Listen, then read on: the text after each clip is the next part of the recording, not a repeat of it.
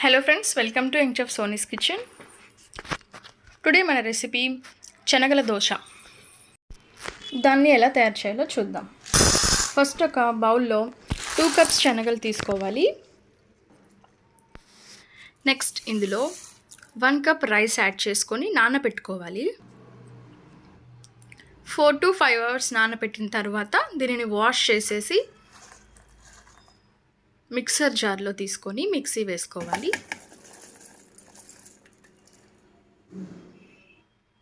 Next ఇందులో పచ్చిమిరపకాయలు, అల్లం ముక్కలు, టేస్ట్కి సరిపడా సాల్ట్ యాడ్ చేసుకొని మిక్సీ వేసుకోవాలి.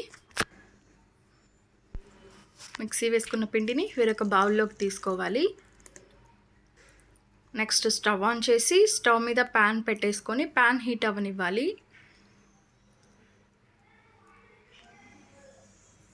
ప్యాన్ హీట్ అయిన తర్వాత దీని మీద దోశ వేసుకోవాలి.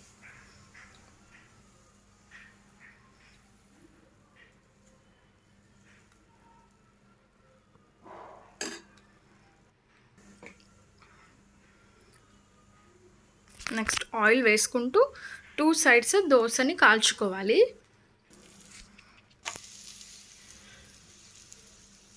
అంతేనండి, మన శనగల దోశలు రెడీ అయ్యాయి.